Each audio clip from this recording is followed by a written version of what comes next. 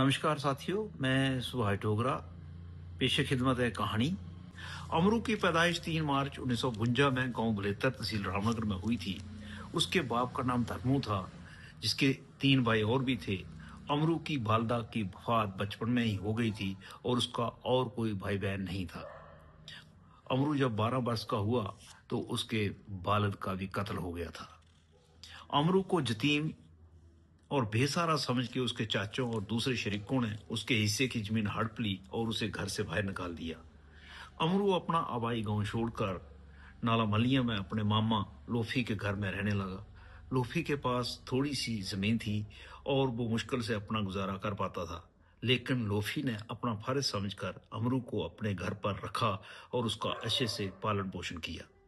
6-7 साल बाद अमरू जवान हो गया। अब लोफी ने अमरू से कहा कि वो अब अपने लिए कोई काम धंधा ढूंढ ले, क्योंकि इस वक्त उसकी माली हालत ठीक नहीं है।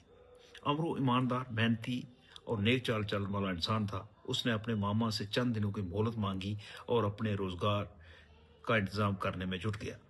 वो एक दिन गांव के बड़े जमींदार के घर पहुंचा, जिसका नाम चेत राम था। उसने जमींदार से गुजारिश की कि उसे कुछ जमीन लगान पर काश्त करने के लिए दे दे तो उसकी बड़ी मेहरबानी होगी।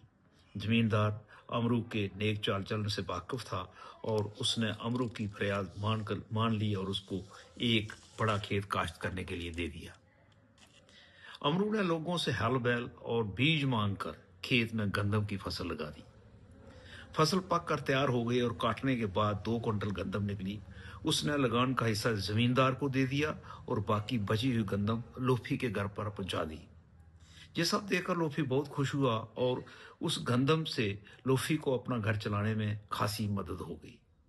उसके अलावा अमरू गांव में लोगों के घरों में मेहनत मजदूरी करने लगा।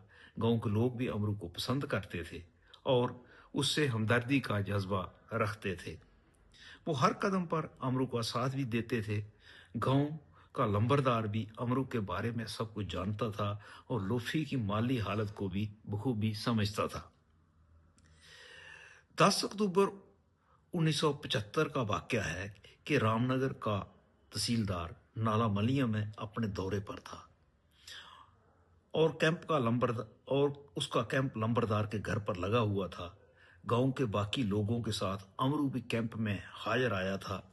तहसीलदार ने कैंप में हाजिर सभी लोगों के मसाइल सुनकर फिर उनसे मुखातब होकर सबको रुखसत कर दिया था, लेकिन अमरू वहां पर ही मौजूद रहा। इतने में लंबरदार की नजर अमरू पर पड़ी। लंबरदार ने पूछा, अमरू तुम घर क्यों नहीं चले जाते? अमरू बोला, लंबरदार जी, मेरा तो कोई घर ही नहीं है। अमरू की ये बात तहसीलदार के कानों में पड़ी तो तहसीलदार ने लंबरदार से पूछा, ये लड़का कौन है और इसका क्या मसला है? लंबरदार ने अपनी हमदर्दी का जज्बा दिखाते हुए तहसीलदार को अमरू की सारी कहानी बयान की और बताया कि अमरू गांव बलेतर का रहने वाला है, जिसकी मां बचपन में ही मर गई थी और फिर उसके बाप का कत्ल हो गया था। उसके शरीकों ने उसे घर से बेदखल करके उसके हिस्से की जमीन पर कब्जा कर लिया है।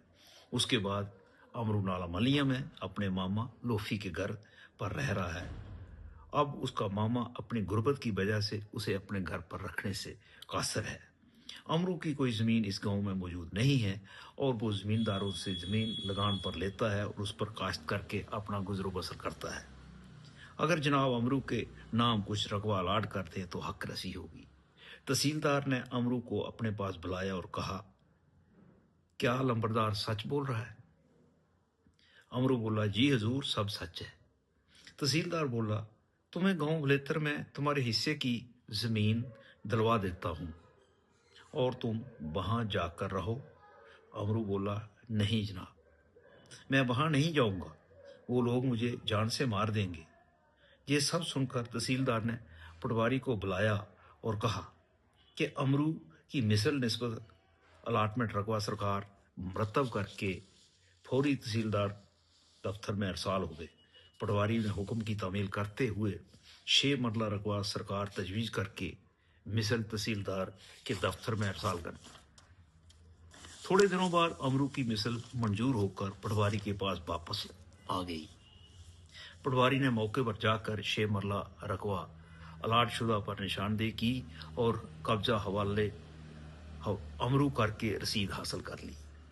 अमरू ने मेहनत मजदूरी करके और गांव वालों की मदद से अपना एक कोठा तमीर कर लिया और वहां पर खुशी से रहने लगा। थोड़े दिनों बाद उसकी शादी भी हो गई। अमरू ने अब एक जोड़ी बैल भी रख लिए और दोनों मियाँ बीबी गांव में लगान पर जमीन लेकर काश्त करने लगे और उनका घर भी अच्छे से आबाद होने लगा। उसने धीरे धीरे का घर के पास वाले रकबा सरकार पर नोतोड़ करना शुरू कर दिया और 4-5 कनाल रकबा आबाद कर लिया। जब भी गांव में पटवारी गिरदावर आते थे तो अमरू उनके कैंप में हाजिर हो जाता था और उनके रिकॉर्ड के बस्ते उठाकर उनके साथ चलता रहता था और उनकी खिदमत में जुट जाता था। इस तरह एहलकारान माल से अमरू के अच्छे तल्लुकात बन गए थे। अमरू भी अपनी धीमी रफ्तार से रकबा सरकार आबाद करने में लगा रहा और अब उसके पास 20 कनाल से भी ज्यादा रकबा सरकार मौजूद था।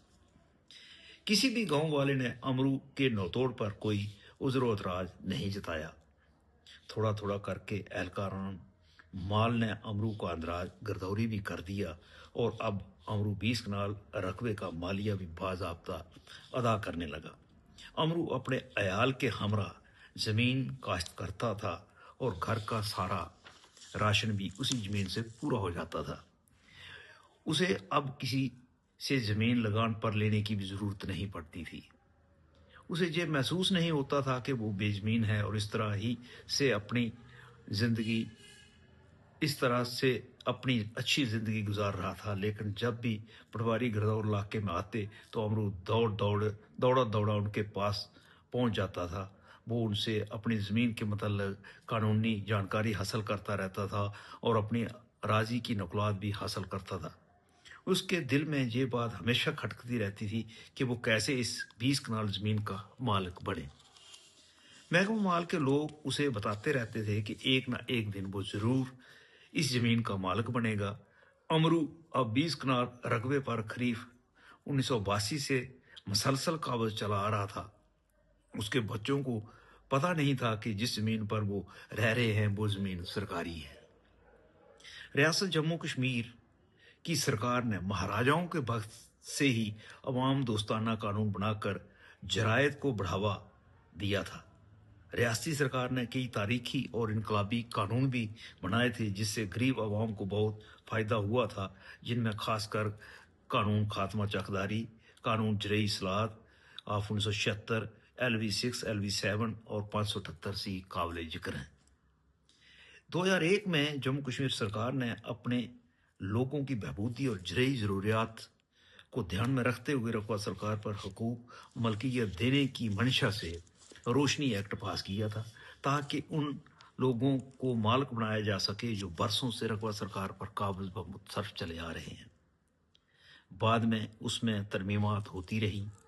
आखिरकार जम्मू कश्मीर सरकार ने 2007 में इस कानून को पूरी तरह से लागू कर दिया, जिसकी रूह से गांव देहात में हजारों लोगों को फायदा पहुंचा और वो रकबा सरकार पर मालिक करार दिए गए। इस तरह अमरू को भी 20 कनाल रकबा सरकार का मालिक बना दिया और उसकी बरसों पुरानी तमन्ना भी पूरी हो गई। इस तारीखी और इनकलाबी फैसले के पेश नज़र कई बेघर लोग आबाद हो गए। लेकिन 2011 ईस्वी में चंद लोगों ने honourable high court of Jammu and Kashmir में रोशनी एक्ट के खिलाफ PIL दायर करके मुकदमा लगा दिया, जिसकी सुनवाई लंबे अरसे तक चलती रही। इसी दौरान 2018 में मरकजी सरकार ने जम्मू कश्मीर रियासत की चुनी हुई सरकार को बर्खास्त करके सदर राज नाफिज कर दिया। बाद 5 अगस्त 2019 को मरकजी सरकार ने आइन हिंद के दफात 370 और 535A को तोड़कर रियासत जम्मू कश्मीर की दहाइयों पुरानी तारीखी हैसियत को तार तार करके उसे 2 हिस्सों में बांट दिया और जम्मू कश्मीर का दर्जा घटाकर उसे यूनियन टेरिटरी बना दिया। मगर PIL मुसलसल चलती रही, जिसकी बख्ती सरकार ने कोई परवाह न की और कोई खास पैरवी नहीं की, जिसके चलते जम्मू कश्मीर हाई कोर्ट ने रोशनी एक्ट को गैर कानूनी ठहराकर उसे मुस्तरद कर दिया।